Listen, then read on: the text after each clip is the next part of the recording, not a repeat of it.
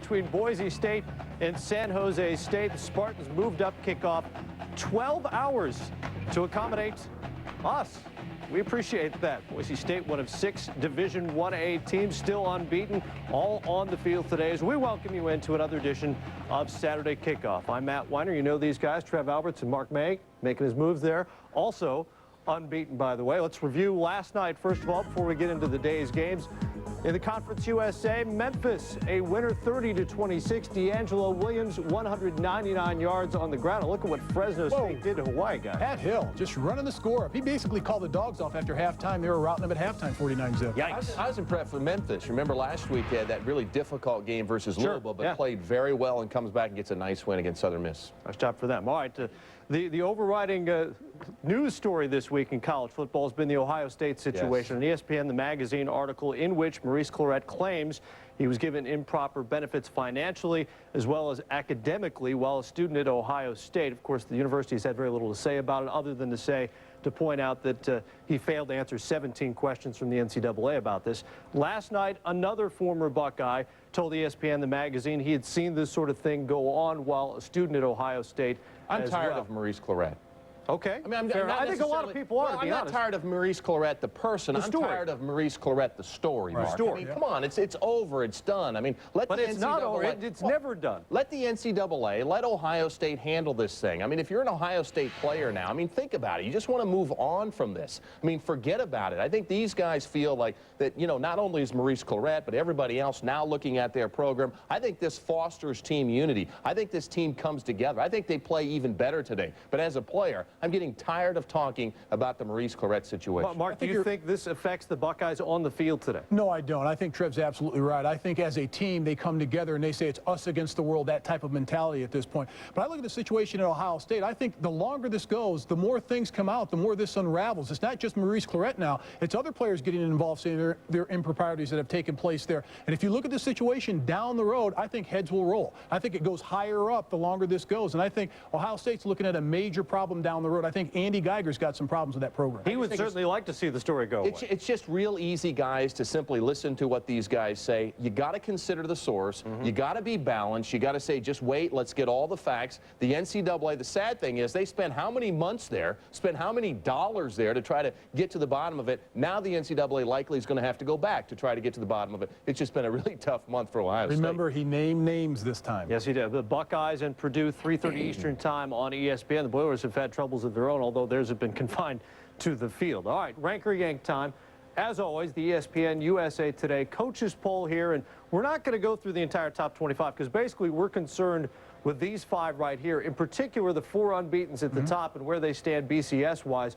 The big question is, does one of these teams belong in one of these slots? Well, Auburn deserves to be above of Oklahoma. I mean, I think the way that Oklahoma's played the last few weeks, they've had close calls. People have pointed to the fact that Auburn hasn't played anybody. I think their body of work, what I look at, clearly Auburn doesn't have the issues. I mean, you look at Oklahoma, you know they have issues on defense. I think Auburn deserves to be ranked number 2 ahead of Oklahoma. I totally agree with you. The way that Auburn's played, and I think they're going to prove to everyone in this afternoon's game against Georgia, when they hand Georgia their second loss, that they deserve to be the number 2 team in the country. What about this team, Mark? I think I love Wisconsin, the way they're playing. Now with John Stockwell, they've got a vertical passing game. They had the bye week. That was something that they worked on. And I'll tell you what, if they match up against Oklahoma, I wouldn't be too surprised if Wisconsin would be able to beat them. Do you think Wisconsin should be Yes, I do. I think they should be. I think they should maybe could beat them, but they should actually be ranked. The way that they played this year, and particularly the way that Oklahoma's played defensively the last 2 weeks, I like Wisconsin. Brad's waving. Brad Edwards. I was just saying good morning. No, I'm just kidding. I wanted to jump in with the situation here. I mean, we're all just assuming that USC is the number 1 team,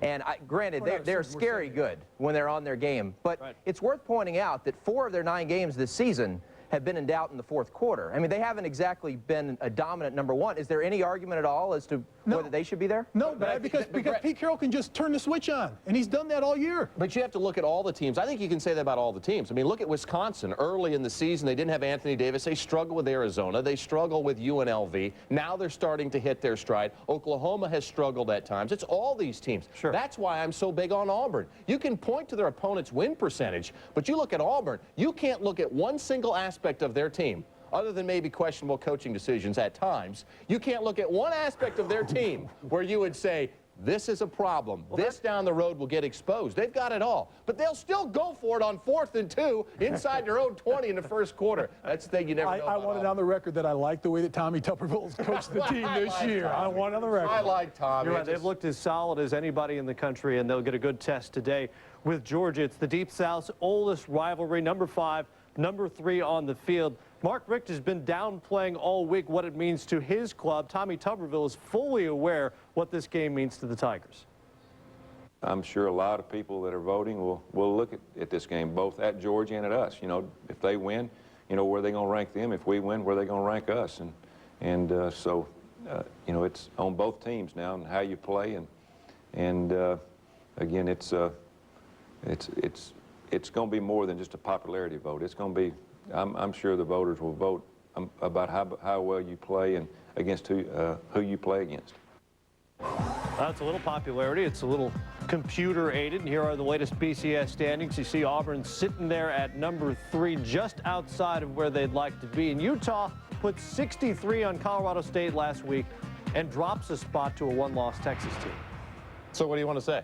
I don't know. Well, we told you that was going to happen. It's a weekly discussion. We told you that it was going to happen. I mean, because I think that's what's going to happen as the team goes on and the schedule continues to get worse. And you look at teams like Texas, you look at teams like Cal, all those 1-loss BCS conference teams at the end of the day will end up going above. We've always talked about, Mark, will Utah stay ahead of teams with 2 losses at the end of the season? That's really more of the issue. And honestly, if Utah finishes undefeated, everybody thinks it's a card lock that they're going to finish the season undefeated. They've got a tough game against Wyoming in bad weather today. And when they play BYU, I still say that BYU is their toughest challenge of the season. Wyoming, a bowl-eligible team. They play them at their place.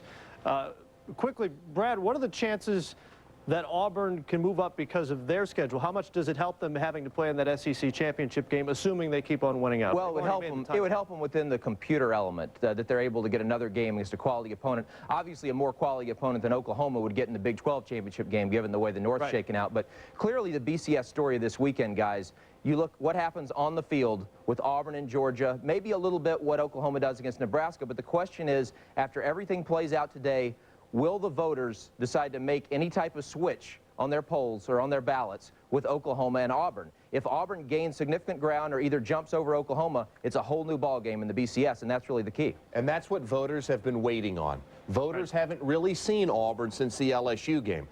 Voters want to see Auburn against a quality opponent and see how they play. And I think Tommy Tuberville understands that. He understands what's at stake here. They have to play well. And they always play well when they're challenged. People are questioning Auburn. It's interesting to me. Yeah, also coming off a bye, Georgia's played 6 straight weeks in the SEC. Even Mark Richt says his team looks like maybe not as fast as they've been all season long.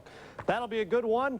That has BCS implications. Boise State still unbeaten, not really part of the BCS picture right now. Dan Hawkins and Fitz Hill, good morning.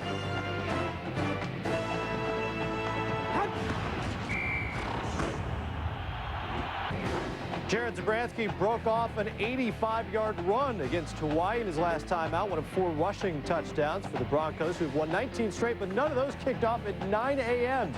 For more, let's send it out to Dave Ryan. Matt, thank you. With Boise State head coach Dan Hawkins. Early start, does it affect your team? No. Hey, it's ball. You know, you got to wake up and get going. We played a lot of different times and different days, so another day, another time to play. 19-game win streak, 23 in a row in the WAC. Does that win streak put pressure on your team game in and game out? No, we really don't focus on that. We really don't. We try to get better and keep working at things and stay at the task at hand and don't worry about that outside stuff. 3rd road game of the year, so you haven't played a lot out of Idaho so far this season. Is that a problem today? No, we've had a lot of road games in the past, so our guys are used to kind of going all over the place and playing in different time zone, different structures, so it won't be an issue. You're a big favorite today. Is it difficult going into that, knowing that you've got to score a lot of points because of the BCS and so many people are watching with the pollsters? Don't really worry about that. Really don't. You know, our whole thing is try to operate as efficiently as we can and not worry about what we're supposed to do or not do. And I think our guys have been very good about that, you know, during our time here. And, you know, hopefully we'll do the same again today. Is it high tempo with your practice, the intensity that helps you in games to keep that energy up? Totally, yeah. We definitely demand a high level of efficiency and attention to detail and finishing and those kinds of things. And so it's all about Tuesday, Wednesday, and Thursday. And if you don't do it then, it doesn't really matter what happens on Saturday. Thanks for the time. Good luck. All right, thanks. Dan Hawkins. Boise State, Matt, let's go back to you. Dave, Coach, thanks very much. We'll get more on the Broncos a little later on in the program. Let's bounce around, look at the big ones of the day. Georgia and Auburn. That is the premier game of the afternoon. Happened at Jordan-Hare Stadium in Auburn. Here's a look at what's going on there, guys. And 10 years since Auburn was last 9-0. Georgia, meanwhile, 15-1 in true road games under Mark Richt. Who has the advantage here today? I think Auburn has the advantage, Mark. I mean, I think you look at Auburn. I mean, I've been on Georgia all season. I just think that this is the time for Auburn's team. And I think so many people, you know, miss the fact. We've talked about Jason Campbell. We've talked about Cadillac and Ronnie Brown. But what about this Auburn defense? To me, that's the difference. Gene Chizik, the defensive coordinator, has done such a great job. They've allowed 9 touchdowns in 9 games. 1 rushing touchdown all year. 1 rushing touchdown all season long. They have great corner play. They have great safety play. They have good linebacker play, and that's the story. If you look at Georgia, they've struggled at times against quality defenses, and I like it because of Auburn's defense. I like it because of Auburn's offense. And you look at these 2 running backs in Cadillac Williams and Ronnie Brown. These guys are the oil that makes the engine go. And keep an eye on how they can get yards after carry. We're going to show you the power of both of these running backs. Now look at these guys getting the ball right here. Keep your eye right now on Ronnie Brown getting between the tackles. Now look at the defenders right there. Bang! Just get off of me. You can't bring me down. Here it's the Cadillac. Watch these knees running high against Tennessee. He's going to continue to run. He's going to make moves in the open field. But look at this, just pushing the pile to get into the end zone. And not only that, how about this, yards after catch? Now, I'll tell you what, Tommy Tuberville bringing these 2 juniors back for their senior year, brilliant! Outstanding job by Tuberville. But look at this in the open field, the moves by Cadillac. Now, you want to talk about 2 peas in a pod? Look at this right here, the fake reverse, go down the field, throw it. Now, keep an eye down the field. Look at Ronnie Brown. Come on, I got something for you. Pop now, right there. Bring him down the field for the big game. That's why these 2 guys work so well together, because they're friends. They came back for their senior year. They could have been in the NFL playing, but they decided to come back for an opportunity for a national championship. That's why I really love Auburn, particularly in this game. They've waited for a big game on a big stage just like this one. You know, you talked about them running backs, guys, but you have to go back to last year. You have to remember what this Georgia defense did to Auburn last year. They completely shut them down, 45 yards rushing on 15 carries for Cadillac. It's a Jason Campbell game. We've all talked about how he's progressed under Al Borges, but I think this is a career, it's a game, it's a season, it's a defining moment for Jason Campbell. It will be how he's remembered. I truly believe that, and that's why I think Auburn's going to win. Tommy Tuberville understands this is a special team at a special moment playing at home with this defense, and Jason Campbell steps up. I'm just afraid it's going to be real close, and then what do the voters do? A real close game in an Oklahoma blowout, do they move them? I think you do. Almost 10 years ago to the day, Auburn was 9-0 facing Georgia on November 12th. They wound up tying. That team was on probation, didn't have national title hopes anyway. Miami, their national title hopes have gone down the drain with 2 straight losses. And you look at the top of the ACC, Miami's still very much in the picture. Virginia, Virginia Tech, and the Canes all control their own destinies. If any one of them win out, they will still win the ACC. Miami's got Virginia today, a Cavalier team that still only has 1 loss, but that 1 loss is a doozy. Is that in the back of your mind when you look at them and the Canes today? Yes. I mean, I talked about career-defining games. I think this is a season-defining game against Virginia. I mean, you look at Al Groh. His team has made so much progress, but is Virginia among the nation's elite? Are they just a pretty good football team? You understand, they're a great team at running the ball. Alvin Pierman and Wally Lundy, 7 of the 8 games they've played so far this year, they've rushed for 225 yards. What's the 1 game they didn't? Against Florida State. Yeah. Now playing against Miami. I mean, what if you go through the season, you finish 9-2, but you lose to Florida State and Miami? You're just a good football team. That's a good season. You're a good season, but are you among the elites? That's why this game is so important for Virginia to get over that hump. But this is a good team to get over that hump. They close to making that leap? That's a big leap. No, they will make the leap. And the reason why is because when they played Florida State, it was at Florida State. Now they get Miami in their own backyard. There's no excuses for Virginia right now. Terrific defense by Ahmad Brooks. They're the best linebacking company in the nation, in my belief. But here's the other key. You look at Al Groh, and you talked about the rushing offense, Trev. I think the key is Heath Miller, the tight end. You're going to watch Heath Miller in this game. He's the best tight end in the nation. He will prove that today. He got shut down at Florida State. I think this is a redemption game for him in the offense to score points at home. Interesting to see what Virginia does on their home field in a close game. They have not played a close game all year. Every game has been 16 points or more, whichever way it's gone. Utah, we discussed a little bit. Tough game at Wyoming, and the Utes, Urban Meyer not all that happy, says the BCS doesn't work. His team has worked very well so far, but he's got a challenge. Did he say that for real? He did say that. Do you have that on video, Yeah, 2 weeks ago you said, oh, it's great. Yeah. Run that. I want to see Urban Meyer say that. You want to see the one about you, too? No, I don't want to see that anymore. But you know what? We look at Utah, and guys, You can say what you want about Utah. I think they're a terrific team, but I think they're made by one guy. I think it's Alex Smith, their quarterback, and all the things that Alex Smith brings to the table makes this offense complete. You talk about quarterbacks separating themselves in the Heisman race. How about Alex Smith? He's the only guy that can do this. He has the running ability, averages almost 50 yards a game in terms of running. See him here now, you got a little sprint option look. What are you going to do? He keeps it, runs it down the sideline, and gets a nice game. Alex Smith again, look at here. Another run right up the middle. The added dimension of a quarterback who has that mobility. But I think this is what separates Alex Smith, the decision making. Looking off the safety there, get it into the end zone. Once again, finding the right guy. And now look here at the little option. Looks, oh, got to go outside. No, pitches it inside. Terrific decision making because of Alex Smith. Utah will not lose this season. Utah will be undefeated because of Alex Smith at quarterback. His decision-making ability. Hard to defend a guy that's that good in terms of making decisions in the passing game, and at the same time is that good of a runner. Alex Smith is terrific. He's a great quarterback, but I'll tell you what, playing at Wyoming, I did a game there a couple years ago. It was 7 degrees during the afternoon, and it snowed in the second quarter. It's supposed to be cold there, it's supposed to be windy there, supposed to be snowy there. I think the elements may play a key factor. If you look at Wyoming, they defeated Ole Miss at home, and Brad's got something to say because I can see him over there waving. Brad Edwards waving. Oh, look at Brad. Brad is I got props. Before the props, I just wanted to say that the key to Wyoming is staying in the game long enough to have a chance at the end, because Utah has not had a team within 14 points of them in the final 10 minutes of a game this year. They've been absolutely dominant from that perspective. That is a great point. Looking ahead, big picture, Utah, in order to get back to the top 6 of the BCS, they need some help. The two teams that they're really focusing on that I think they would like to see lose, either Wisconsin or Cal. I brought the prop here. This is my favorite promotional item of the college football season, not a Heisman promotional item, but the Ted Head T-shirt from California. Jeff Tedford, the head coach. What does it mean to be a Ted Head? There's a little hippie thing that has been known to go on out in the Bay Area out there, Trev. I know you didn't grow up around a lot of hippies in Iowa, but doesn't know what that means. Yeah, maybe we should get Bill Walton on the set for this. He could explain it to us. And you have all those shirts for all of us, right? Yeah. Oh, yeah. But guys, listen, this is what Brad said that made a lot of sense. When you look at Utah, time and time again, he mentioned it early in the game. They ruin everybody else's game plan by the first quarter because they come out with their offense. They have a great plan. They do a great job in preparation all week. And immediately, there's 5 minutes gone in the first quarter. They're up 14-0. Now what you do offensively is you'd like to be balanced. All of a sudden, they create a one-dimensional offense that's trying to throw to keep up. That makes it a lot easier for Utah's defense. Utah's got a decent defense. They don't have a great defense.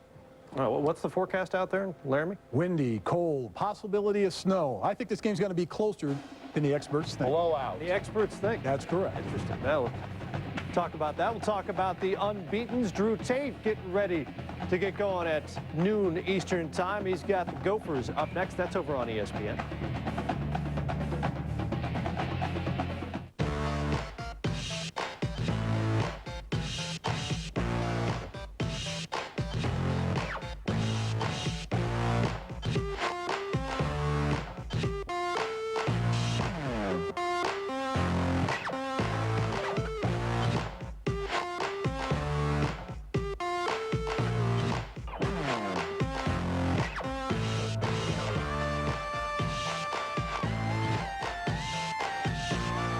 Surviving cancer is still the biggest victory of my life. And I did it with the help of 3 Bristol-Myers Squibb medicines. Today, Bristol-Myers Squibb researchers are fighting our most serious diseases. Their life-saving medicines have turned many cancer patients into cancer survivors. Medicines for AIDS, heart disease, and serious mental illness reflect their commitment to research and to extending and enhancing human life. I'm living proof of that. Hope, triumph, and the miracle of medicine. Bristol-Myers Squibb Company. Home is where the hoop is with the ESPN Full Court College Basketball pay-per-view package. Bring more than 450 of the best games right into your home each week all season long. To order, call your local cable company, DirecTV, or Dish Network. Will Rogers challenge Leinart as the Pac-10's best QB? Can a puma challenge a lion for the throne? Yeah? No. ESPN College Game Day, built by the Home Depot, Saturdays at 10:30. The hit movies you want to see are playing this week on In-Demand Pay-Per-View. Based on the best-selling novel, don't miss Angelina Jolie in Taking Lives.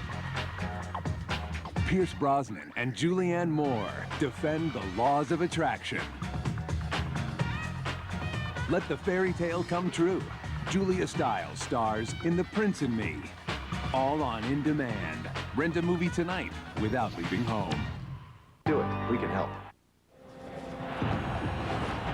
Back on Saturday kickoff, 19 days of football. This is day 17. 6 Division 1A unbeatens all on the field today or tonight. USC is after Mike Stoops' Arizona Wildcats, something the Sooners could look at. Oh, yeah, there's a big barn burner. Yeah, Oklahoma, Nebraska, that game used to mean something. 70-10. Back then, Auburn against Georgia down there in Alabama, Jordan Hare.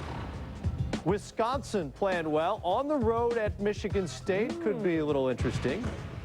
And Utah, Wyoming, we discussed weather issues potentially. And Boise State, 19 in a row. They've got San Jose State coming up in just about 10 minutes time, a 9 a.m. kickoff. The latest, let's get you out to Dave Ryan, a little preview of Boise State and San Jose State. Well, Matt, this really is a numbers game for Boise State. First of all, playing the earliest ever 1A game in football history at 9 o'clock. They said they'll have no trouble with that. The number 10, though, is a bigger concern to Boise State. That is their current BCS ranking as they continue to try to become the first ever non-BCS school to make one of those big 4 games. It'll be tough. The effort continues today. More Saturday kickoff next.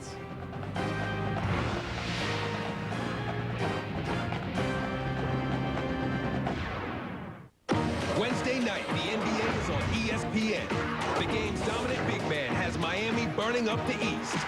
Shaq has changed the landscape in the Eastern Conference. And with the electric Dwayne Wade, elevated the Heat to one of the league's elite. They'll battle the Young Bucks, led by sharpshooting Michael Redd and high-flying Desmond Mason. Heat Bucks, Wednesday night at 9 on ESPN. Describe the perfect day, Liz. Well, we're driving to the lake. The kids watch a DVD, and Joe and I have some quality time. Joe?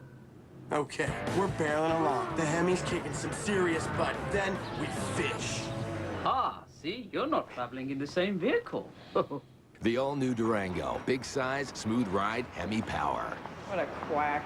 Get 0% financing, a great package discount, and bonus cash for total savings of up to $5,750 on Durango SLT. I've got 3 studios in my house. This is where I do the watercolors. Out here, I like to work with acrylic. This is where I do my airbrushing. Here's where I work with oils. I put Max Life in there, and from one change to the next, you don't have to add any oil. No more leaks. This artwork's not for sale. At $75,000, time to switch to Max Life. On Saturday, November 20th, history will either be repeated or rewritten. Wright Mosley, the rematch, the melee at Mandalay for the World Super Welterweight Championship. Winky Wright, the international man of misery, the first undisputed Super Welterweight champion in 29 years. Sugar Shane Mosley, the only man to twice crush Oscar de la Hoya. For tickets, call the Mandalay Bay box office at 877-632-7400 or visit mandalaybay.com. Back on Saturday kickoff. A reminder, ESPN, 7:45 Eastern time. Top defense in the country. Alabama Crimson Tide goes into Death Valley to take on LSU. National champs.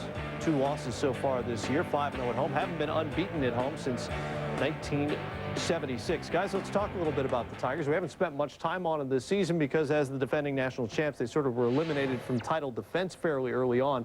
What do you think of the Tigers this year? I think this is another upset. I think Alabama's going to win this game. We've talked often about teams who've done a nice job. Mike Shula, in my opinion, has done a terrific job of coaching. He lost his entire offensive backfield. Yep. Kenneth Darby's done a terrific job. And if this game comes down to a trenches game, a fight among the big fellas, how about Alabama? Their defense is #1 in the country. Terrific pass defense. When has LSU struggled? Trying to throw the football. They get turnovers, and I think Alabama wins the game. Mark's giving you the stink eye. No, I just think LSU wins this game. I think this team's been battle-tested this year. They've been challenged. I think that Nick Saban... And they lost when they were battle-tested. Yeah, but I think Saban's done a great job with his football team, bringing them back after losing earlier this season, trying to defend their national championship. They're still 6-2. No one's talking about this team. They've got a great defense. This has got to be a defensive struggle. This is going to be one of those games where it could be one of those 14-10 games, but I think LSU wins this game. Kenneth Darby? LSU's run game. I mean, what happened? Remember Justin Vincent last year? They had 3 or 4 guys that were just running over people. I know Ben Wilkinson, their center is now out, and they've got a guy replacing him. Their offensive line, it's just been an issue, Brad. Yeah, for guys who believe in trends, there's a really interesting one here. LSU, for all the hype about Tiger Stadium and what a difficult place it is to play, has not gone undefeated at home since 1976. They haven't won all of their home games since 1972. Alabama has lost only once in that stadium since 1969. So just something to throw out there. Even though they're an underdog, people who believe the stats and believe those trends, looking good for the Tide. Mark doesn't believe it. No. There is some life and death valley for road teams, as it turns out. Our game, Boise State and San Jose State. Guys, as players, how do you play football at 9 a.m.? I just think it's a great opportunity. Absolutely. I mean, I think it's a great opportunity of excitement if you're a player. I remember we changed games around. It's the opportunity as a player. All you want is respect. You want the other people that play the game to respect you and your team. This is the opportunity for the rest of the nation to see Boise State. I think it's an opportunity to see their offense, especially Zabransky, the quarterback, but how Dan Hawkins coaches his football team. I think it's almost going to be like a track meet between the wide receivers and running backs and quarterback. Hand on the baton. This is going to be a high-scoring game by Boise State. A little extra coffee for that one. They moved up game time by 12 hours. All right, let's get your picks. First of all, Georgia and Auburn today. Well, obviously, I like Auburn. It's one of my top teams I picked this year. I think the score is going to be 31-17. Auburn wins and wins easily. 31-17. Wow, now we got to pick the score? Yes, you have to pick the score. I'm not done. I've got another pick, guys. I appreciate that you threw it in. That's right. I've got another pick. I've got Miami losing to Virginia. And this score I like 27-14. Okay, Georgia and Auburn. I also have Auburn winning the game. I think it's a little bit closer. I have 24-21. And how about Miami, Virginia? I have the Hurricanes. I can't imagine they lose 3 straight games. They will. 24-17. Too many injuries. Any of these 6 helmets, these 6 teams, any of them lose today? Watch out, Wisconsin. Michigan State's not a bad team. They can stop the run sometimes. It'll be a rout. It'll be a rout. Out west. Smarty.